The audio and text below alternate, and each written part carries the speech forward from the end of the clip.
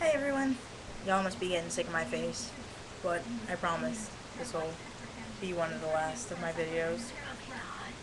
So, I just wanted to let everyone know why I'm kind of hounding people to do songs for Andy and why it means just so much to me. Like, words would never be able to describe it simply because it is one of those feelings that you can never justify with letters put together attempting to mean something. So, for those of you who don't know, I'm kind of a loser. An outcast, if you will. And, when I was 10, I started terrible behavior, destructive behavior in the realm of self injury. And, I was at a Catholic grade school, and it was closing, so I had to go to a public middle school. I was already pretty messed up. So I got there, and I was not welcome with open arms. I was weird. I would wear the same black sweatshirt every day. No one knew how I knew things, like knowledge-wise. I would hum Misfits and Metallica songs to myself wherever I was. I actually remember totally forgetting I was in public, and I started, singing Scream by Misfits. By Misfits, maybe? Okay. Singing it. And, that people didn't like me because I was different. And I didn't know anyone at this public high school, middle school, well, except for my cousin, who didn't exactly roll in the same crowd as me. Especially because I didn't have a crowd. I had me. So anyway, I got beat up a lot. Like a lot. And it caused a lot of bad things in my life. Eating disorders were one of them. More self-destruction. So, in 2007, I got an EP from a band by the name of Black Veil Brides. And as I was listening to the tracks, I was like, wow, this is a good song. I actually think the first one I listened to was A Devil for Me. And then I heard Hello My Hate, and I was like, whoa, whoa. Like all of a sudden I was filled with this unnameable rage. Like all the bullying and things I'd kept inside was used as kindling, and Black Veil Brides had lit a match and thrown it there, and it was just this fervor to take back my own life. They can't tell me who I am. They can't tell me what to wear, or what to listen to, or what to read, because I walked around with a copy of Interview with the Vampire. So, I was just very, I guess, enlightened about my own pride. I had pride now all of a sudden. It was weird. I wasn't used to it. So anywho, when these bullies, and I say bullies because boys and girls beat me up, and I'm like, when they came for me next, I fought back. And I gave one of the girls a black eye, fighting back. And they pretty much left me alone for a good portion. I do, however, remember that when I was in 8th grade, some girl decided it'd be cool to start a rumor that I was a vampire. And I'm like, really? Really? You couldn't do anything better than that? I got holy water thrown on me. Someone threw a bottle of holy water on me. And I was like, it's December.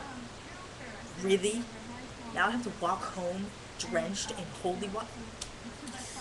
I also remember getting thrown to the ground, having a chunk of my hair pulled out. Probably, I would say about, not exactly here, but about this much of my hair being ripped from my scalp. And, they beat me up pretty badly. And I remember trying to get up, and the girl that was beating me up at the time took a textbook and slammed it down on the back of my head, right here. I'm lucky I didn't break my neck. And she was like, she was like, you listen to me, you emo censored. You get up when I say you get up. And I was like, I am going to die. They are going to kill me. And those fears almost became a reality when one of them decided to push me down the stairs. I broke a rib, I had a concussion, and my pride was on the cold, hard hallway floor. And I was like, it's just gonna keep happening. I'm not. So, there went my hope. So, I was now going to a private Catholic all-girls high school. And I was like, they're gonna kill me. But before I got there, that summer actually, the Knives and Pens music video came out. And at that time, I was a pretty big Black Veil Brides fan. Just because I had this unconditional love for them and their music. And just what they had stood for. So I watched the music video. Once again, like, this time it wasn't a match though. It's like they had like a blowtorch. And I was like, you know what? I'm gonna be whoever I wanna be. They can hit me all they want. Doesn't make me any less of a person. I deserve it.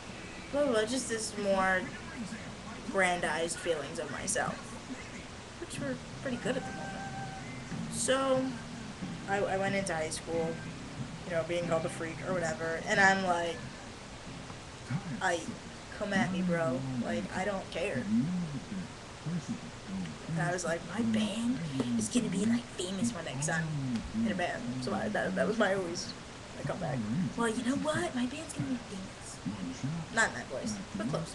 So I actually ended up meeting one of my best friends that freshman year. Her name was Sonia, and life was fabulous until sophomore year rolled around, and in January I found out that Sonia had just been diagnosed with leukemia. And it was just this terrible and weak and disgusting feeling. It literally felt like someone came up behind me, ripped out my foundation, and just laughed. Like, it was this horrifying feel, like one of those dreams where you're running and you're tired and you're breathing heavily, but you're not going anywhere and everything's staying the same. Like, it was that helpless sort of feeling. But I ended up, I don't want to say making the best of it, because there's no way to make the best of that situation, but I ended up doing a lot of good, I guess you could say. But that July, I hope all of you know that July 20th was the day We Stitch These Wounds came out. And I'm so happy, I'm so excited, like so excited. More like, oh my god, like that excited. I waited up till midnight to get the album, and everything was cool, and it was awesome, and I loved all the songs. But the night of the 20th, I got a call. I still remember feeling like, just not feeling right, not even before I answered the phone, just like something's off. And I answered the phone, and I found out that Sonia had lost her battle with leukemia. And there came that feeling, there came that running, and I was still running, and I didn't know, and I was never going to stop running, and it was just, I was so numb, and I felt like I was in a dream, and, I was just going to wake up, and everything was going to be okay. But part of me knew that I was never going to wake up, and that nothing was ever going to be okay ever again, because I had to wake up in a world where my best friend wasn't alive anymore. So, after several phone calls from very concerned people, I didn't want to think. I was like, I'm just going to cleanse my mind, and I'm just going to put my iPod in and do other people, have other people do the thinking for me. just let the lyrics bounce around in my brain, whatever, whatever. And the first song that came up on my shuffle was Carolyn. And it was like this sort of epiphany for me. Like, just, Black Veil Brides being there once more for me, giving me this message, you're not alone. You don't have to do this alone, because for most of my life I felt like I went through it alone. And just, we're gonna face today, and we're gonna get through everything. And that was just really, I can never describe my love for Black Veil Brides, because literally every part of my life that has been difficult and that I have really just felt exhausted, they have been there. Literally every single part. And it's just this, I don't know, I felt like I've grown up with them. So, naturally I was really excited for Set the World on Fire. And as soon as I heard Savior, it's like my face became a Six Flags water park. Like, just tears gushing out everywhere. It was amazing. Because of the lyric, remember as you learn to try to be the one you love. I had always, after Sonia's death, I'd always said, I'm gonna go out in this world and I'm gonna do good, and I'm gonna live for the both of us now, and I'm gonna be like her, and I'm gonna try and smile more. And it just, oh my god, it got to me so much. And it is just further concreted in my mind that Black Veil Brides is like perfect, and they were put down on this earth to save me. But I guess, not that I don't love all of them, I really do truly love all of them. I guess it's just Andy is so important to me because, he's the only original member left. So he was there when Hello My Hate came out, he wrote it though, and then now he's still here when Savior came out, and it's like, oh my god, are you like a god? Or like it's almost like he's mythical, and he's so awesome, and just so, he's so important to me, so incredibly important to me in my life. I mean, I sound creepy, but it's just really, really true. He just, I don't know, I guess this is going to be another analogy about our shared love for Batman, but he is my Batman. Like, he's just, he doesn't have any superpowers, he can't fly, he can't, shoot fire, he's just a normal person, but he's just incredible at what he does, and he touches so many people, and he saves so many people, and he's just so incredible, and you wonder, how does he do that? And he's like, because I'm awesome, of course. So, I mean, that's why this is so important to me, and that's why Andy is so important to me, and that's why, I want to go that extra mile to make him feel better, and to just let him know that we are all here for him. He's been our savior for very, very long, and now here's our chance. We're gonna show him 100%. We support him and just love the band so much. We're gonna sing Set the World on Fire now. We're gonna be the ones being there when he can't have a voice. We're gonna have a voice. And I guess that's just everything I stand for in a nutshell. So yes, Andy 6, literally, I'm sorry.